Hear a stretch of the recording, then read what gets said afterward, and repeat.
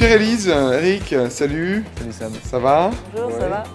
Bon, écoute, un dernier cas par cas qui est beaucoup plus général, on va dire, puisque c'est un cas assez particulier. C'est l'annonce de l'ICANN pour l'ouverture des nouvelles extensions. D'après ce que Paul Toumet nous a dit lors d'une conférence de presse qu'il nous avait accordée à domaine.info, il nous a expliqué un peu comment tout ça allait se passer et justement cette ouverture de l'extension qui est complètement bouleversante, qui vient bouleverser en fait le monde de nom de domaine, va consister en fait à permettre à n'importe qui de proposer, de gérer tout ce qui vient après le point. C'est-à-dire jusque maintenant on avait le point .com, le point .fr, etc. Et là on va avoir par exemple le point Barbry, où tu pourras mettre Eric juste avant et gérer donc la totalité des noms qui pourraient regarder en tout cas la famille Barbry ou toute autre marque. Alors cela a des conséquences bien sûr juridiques, avant d'avoir des conséquences, on va dire, de société, de comportement de société.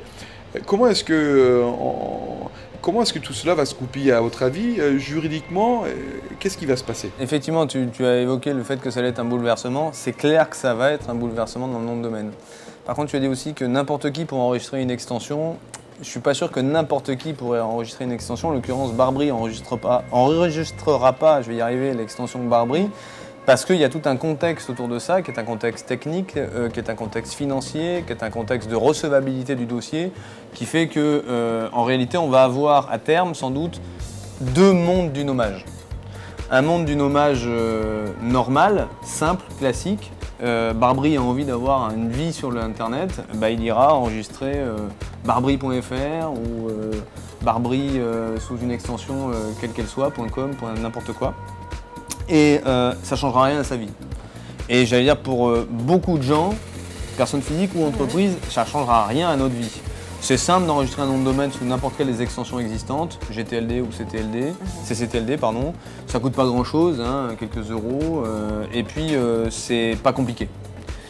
Ce qui va changer aujourd'hui avec la possibilité finalement d'acheter une extension, c'est surtout pour les grosses entreprises à couverture mondiale avec un gros patrimoine de marque.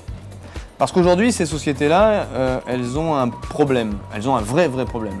Elles doivent être présentes partout, dans toutes les extensions, GTLD, CCTLD, pour toutes leurs marques. Ce qui fait qu'elles arrivent à être contraintes finalement à enregistrer des centaines de milliers de noms de domaine pour rien, si ce n'est empêcher les autres de les enregistrer à leur place. Et en fait, qu'est-ce que envisage de faire l'ICANN? C'est tout simplement de permettre à ces sociétés ou à des groupes ou autres, ou à n'importe qui, comme tu le dis, mais qui aura quand même une certaine légitimité et les moyens nécessaires, de se réserver son nom à elle dans le monde de l'Internet.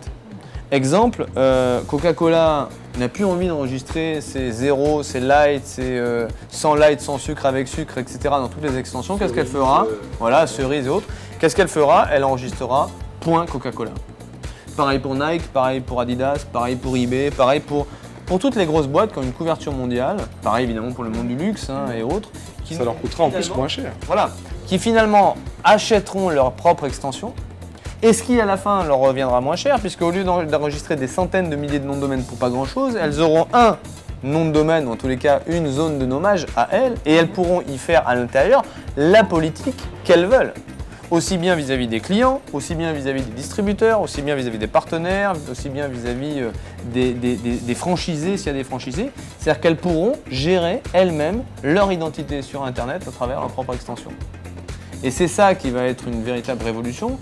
Et c'est vrai qu'aujourd'hui, beaucoup de gens se posent la question en disant « mais est-ce que c'est pas un nouveau moyen pour l'ICANN de faire de l'argent? Est-ce que c'est pas un nouveau moyen de perturber le nommage ou en tous les cas d'ajouter encore un peu de confusion ?» Sans doute pas. Alors sans doute pas, ça va dépendre évidemment sans doute de comment tout ça va être géré, mais a priori non. A priori, ça devrait plutôt donner une meilleure visibilité, une meilleure lisibilité et une meilleure gestion des investissements encore une fois, avec deux mondes. Le monde de ceux qui vont acheter leur extension et le monde de ceux qui continueront à acheter leur nom de domaine. Et donc, la manière dont les entreprises pourraient donc changer leur politique de nommage, ce serait justement de dire, voilà, nous allons plus communiquer sur le .com, net, org, fr, etc. Donc, il y a un abandon en masse qui va se faire, en fait, des extensions qui sont aujourd'hui les références, pour que se porter justement vers cette nouvelle création et donc ces nouveaux métiers de l'Internet qui vont naître pour pouvoir gérer l'extension de chaque entreprise. Oui, mais si on reprend un cas classique, McDonald's ou Coca-Cola, enfin des marques que tout le monde connaît, au lieu effectivement d'aller enregistrer les Coca-Cola avec tiret, sans tiret, tout attaché, avec des K, avec des O, dans toutes les extensions possibles du .fr au .com en passant par le .jp, en ajoutant les light, les zéros, les sans sucre avec sucre, les cherry, etc. Là, ce qu'on aura, c'est un point, une zone unique, point Coca-Cola. Et après, à charge pour Coca-Cola de faire la police chez elle et de dire au reste du monde, c'est-à-dire au reste des internautes, attention, moi, je ne suis pas responsable de tous les noms de domaine. Je ne suis responsable et je ne vous garantis finalement une identité Coca-Cola que sous point Coca-Cola. Et c'est en ça que c'est extrêmement intéressant et qu'il ne faut pas nécessairement avoir peur de ça. Ça ne va pas tout chambouler, mais ça va changer énormément la vie des grandes entreprises au niveau de la protection de leur patrimoine immatériel, en tous les cas de leur patrimoine sur Internet. Certains budgets dépassent les millions de dollars par an pour la protection justement des noms de domaine et des marques. Donc on peut imaginer que dépenser 150 000 $, 200 000 $ pour un dossier déposé à l'ICANN pour une extension, plus les frais annuels de maintenance de l'extension, on pourrait peut-être arriver, on va dire, à des sommes de 200 300 000 $ par an à peu près, chose qui est presque 3 fois moins que ce que cette entreprise dépense aujourd'hui pour une extension. Oui, et encore ça, c'est pour la première année ou la première ou deuxième année, quand on va un peu patauger. Voilà. Mais après, dès l'instant où ta politique est bien menée, que tout va bien et que tu arrives à bien gérer tous les sous-domaines par rapport à ça, je pense qu'on sera à 10% du montant des investissements effectivement que tu évoques de crise ou de boulimie de protection, sans compter évidemment en plus tous les prix de rachat des noms de domaine typo squattés. Enfin, je veux dire, il y a une vraie politique économique et marketing derrière ça qui est extrêmement intéressante. Alors ça, c'est pour les entreprises qui ont les moyens de justement de se payer cette zone en fait, ce territoire. Qui va leur appartenir. Comment on va faire pour, comment ça va se passer pour ceux qui n'ont pas justement les moyens de pouvoir acquérir un territoire, on va dire dédié, propre, privé? Ça ne changera rien parce que de toute façon le nom de domaine restera nom de domaine. Aujourd'hui il est tellement répandu, l'usage est tellement naturel que ça ne changera strictement rien pour les entreprises. Et puis de toute façon, il vaut mieux pas que ça change. Parce que soit on a les moyens, on parle de moyens financiers, mais il faut voir que la gestion d'une zone de nommage, c'est pas qu'un problème de moyens financiers. Il faut avoir des moyens financiers, il faut avoir des moyens techniques, il faut avoir des moyens organisationnels. D'ailleurs, ça fait partie même des critères selon lesquels, je crois qu'il y a 5 ou 6 critères définis par l'ICANN pour attribuer une zone de nommage, parce que c'est bien ça. On ne devient pas office d'enregistrement comme ça en claquant des doigts. Donc toutes les entreprises n'ont pas les moyens et encore moins l'envie de gérer elles-mêmes leur propre zone de nommage. Donc ça ne touchera finalement que les grosses boîtes ou des villes ou des régions ou des... Alors je parle même plus de pays parce que ça existe déjà, mais plus effectivement des régions, des identités locales, des entreprises ou autres qui décideront d'affecter des moyens financiers, humains et techniques à l'autogestion finalement de leur identité sur Internet. Donc ça ne changera pas grand-chose sur les noms de domaine. La seule chose que ça pourra changer, effectivement, c'est que toutes ces entreprises qui ont jusqu'à présent investi des milliers d'euros ou de dollars à enregistrer de manière boulimique des noms de domaine un peu partout, vont les abandonner. Donc là, ce sera malheureusement, ou heureusement, j'en sais rien, une perte sèche pour les uns, un gain pour les autres. Et c'est vrai qu'il n'y a aucune raison d'acheter sa propre zone de nommage et de garder tous les noms de domaine qu'on a enregistrés. Donc là, il y aura peut-être un système de vase communicant. Et peut-être même un système d'interdiction d'enregistrement sous forme de nom de domaine en extension classique GTLD, CCTLD pour les extensions nouvelles qui viennent d'arriver. Si par exemple demain Nike dépose son point Nike, il pourrait y avoir aussi un arrangement de manière à interdire l'enregistrement de Nike de cette extension-là en .com ou autre, justement pour éviter qu'il y ait parce qu'il y a eu justement certaines avancées sur ces domaines-là. C'est pas encore très précis, il y aura d'autres éléments qui arriveront dans les prochains mois, Mais on s'attend à ce qu'il y ait certains ajustements dans ce sens-là aussi. Il y aura des ajustements de toute façon. Nécessairement, il y en aura ne serait-ce que pour la définition de la politique et des critères d'attribution.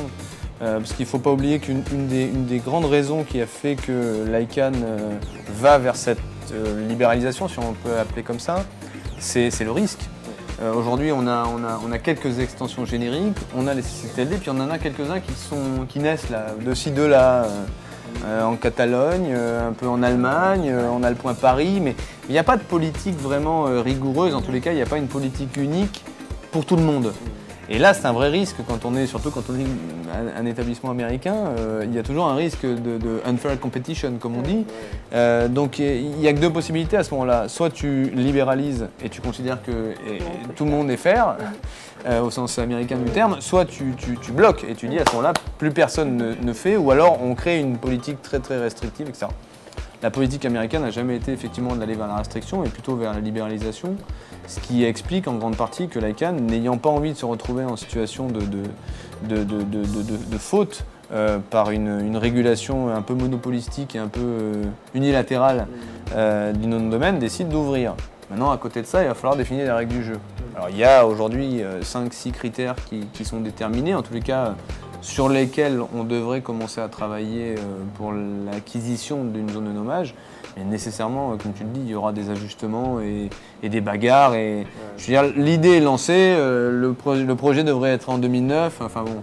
On va attendre 2011, 2012. Peut-être que ça ne se fera pas dans l'année, mais enfin, ça nous permettra d'en discuter. C'est notre fameuse saga de l'été. Allez, une extension favorite. Une extension favorite? Comme ça. Alors je sais pas si elle est favorite, et en plus de ça, elle va choquer tout le monde, donc c'est pas très grave. Mais je pense qu'aujourd'hui, un point adulte, alors qu'on l'appelle XXX ou sexe ou ailleurs, serait pour moi nécessaire et même, je dirais, salutaire. À la condition d'obliger les gens qui ont de la business à aller sous cette extension et l'interdire ailleurs. Et à ce moment-là, je dirais qu'on aurait quand même assaini en grande partie les problématiques liées à l'accès des mineurs à des contenus à caractère pornographique. C'est quand même un point assez fondamental dans un Internet, on va dire, un peu plus beau, un peu plus sûr.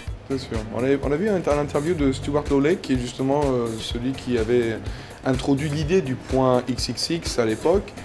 Et on l'avait interviewé en Marrakech, lors de l'ICANN Marrakech en 2006, si ma mémoire est bonne, donc il y a 2 ans à peu près. Et il était justement il pressentait déjà cette idée de ce besoin de catégoriser l'Internet, de donner la possibilité en fait de diriger les gens qui ont besoin d'avoir certains contenus vers une extension particulière et les providers à pouvoir bloquer ou ouvrir en fonction des besoins de l'un et de l'autre l'accès à ces extensions. Donc c'était vraiment de sortir de la jungle. Donc on peut dire qu'aujourd'hui on est en train d'essayer de sortir d'une sorte de jungle qui malheureusement permet à certains de profiter dans le mauvais sens du terme de ces bienfaits de l'Internet. Non, puis ça permet aussi de réguler de manière plus facile le contrôle parental. Si on reprend les problèmes des mineurs, c'est plus facile, enfin techniquement parlant, c'est plus facile de couper un accès à une zone complète que d'essayer de lutter contre tous les noms de domaine. C'est pas possible. Mais ça peut fonctionner qu'à la condition d'obliger le monde de l'adulte business à aller sur cette extension. Après, de trouver un autre moyen d'identité, mais d'aller là-dessus. C'est une des voies, alors après il y en a plein d'autres qu'on peut imaginer. Il suffirait d'une décision de justice qui tombe et qui dise que par exemple sous l'extension du .com, on ne peut plus faire du porno pour que tous ces gens du porno puissent aller vers le .xx ou le .sex, etc. Donc à un moment donné ça viendra. Ça n'aurait ou ça n'aura de sens que si on oblige justement légalement les éditeurs de contenu pour adultes d'aller vers cette extension et en disant pour le reste interdit. Voilà. Et là effectivement ça permet quand même de gérer ça de manière un petit peu plus violente, mais au sens noble du terme, c'est-à-dire faire en sorte qu'il y ait une zone pour les adultes et puis le reste pour les gens qui sont... Comme c'est aujourd'hui le cas sur la télévision. Aujourd'hui, on a des chaînes qui sont claires, on sait que tel numéro de chaîne donne telle information, d'autres donnent des films cinématographiques, etc. Mais c'est vrai que la régulation pour l'adulte, elle est naturellement faite par la technologie dans tous les médias, sauf sur Internet, ce qui est quand même surréaliste, puisque c'est peut-être l'endroit où on pourrait le faire le plus facilement. Historiquement, c'était peut-être aussi le lancement de l'Internet s'est fait aussi un peu grâce, on va dire entre guillemets, à la pornographie, puisque c'était l'élément qui générait le plus de revenus et qui a permis justement à l'Internet de devenir, on va dire, le réseau convoité par beaucoup de gens. Et bon, aujourd'hui, heureusement, ces raisons ne sont plus les seules, donc on peut maintenant passer vers un choix beaucoup plus professionnel et beaucoup plus utile à chacun d'entre nous. Est-ce que il y a un autre point que vous voudriez soulever sur cette nouvelle, on va dire, direction que prend le nom du hommage? Oh non, l'autre question, elle ne relève pas du tout de l'ICANN, mais c'est de s'intéresser aussi à l'avenir du .fr. Oui. Puisqu'on a quand même depuis 2007 une nouvelle régulation. Alors il n'y a pas beaucoup d'articles, mais enfin ils sont quand même significatifs, où la propriété intellectuelle, ils ont pris le pas sur le droit des noms de domaine. Où on a donc de nouvelles dispositions dans le Code des postes et communications électroniques, et puis surtout à terme la désignation d'un registre pour le .fr ou les autres extensions nationales. Donc c'est une actualité sympathique. Là il y a eu effectivement l'appel à manifestation d'intérêt, en tous les cas, sinon l'appel à manifestation d'intérêt, plutôt l'appel à commentaires en vue de le processus ou la procédure de désignation d'un registre. Donc ça c'est intéressant. Et puis côté judiciaire, effectivement, la question que tout le monde se pose, c'est est-ce que le décret dit du .fr, donc le décret sur les noms de domaine, est applicable ou n'est pas applicable? Puisque le décret lui-même date de février 2007, mais que par principe le bureau d'enregistrement, enfin l'office d'enregistrement n'est pas juridiquement désigné. Donc il y a tout un débat sur est-ce qu'on applique pas ce décret, qui peut l'appliquer ou pas. Donc là-dessus, effectivement, il y a des questions à la fois d'actualité puis d'avenir proche à regarder, puisqu'il devrait y avoir des règles du jeu un peu nouvelles au niveau de la gestion des litiges, notamment sur le .fr. Et les règles d'attribution aussi, non? Les règles d'attribution, il se pourrait que les règles d'attribution du .fr changent. Si jamais, comme il relèvera de toute façon de la responsabilité du ministre en charge des communications électroniques de déterminer en gros un peu le rôle et les missions de l'office à désigner, on pourrait très bien imaginer que dans cette désignation, on oblige l'office à changer les règles du jeu, si c'est la FNIC par exemple, à changer les règles du jeu existantes, quoi. Si c'est pas elle, évidemment, à définir d'autres règles du jeu. Parfait. Écoutez, merci pour cette intervention. Merci pour avoir consacré ces quelques numéros de cas par cas à ces litiges qu'on a élaborés, qu'on a détaillés durant ces dernières semaines. Et je vous donne rendez-vous pour une nouvelle saison bientôt, peut-être à Paris, peut-être sur la région. Cette fois-ci, peut-être un peu plus près de la piscine, parce que je vois que nos différentes émissions ne nous ont pas rapprochés de l'eau. Si. Avec plaisir. Du verre d'eau. Parfait. Bon, merci beaucoup en tout cas. Merci pour votre invitation. Merci.